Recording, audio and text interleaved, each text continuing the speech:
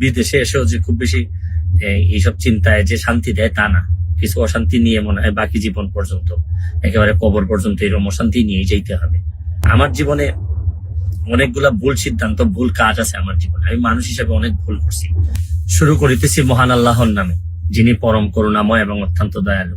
New ইয়র্কে এসে পৌঁছাইছি, এখন নিজের ভাগনার গাড়িতে করে আমাকে আমার বোনের বাসা থেকে নিয়ে যাচ্ছে আমার মা যে বাসায় থাকেন এই বাসায়।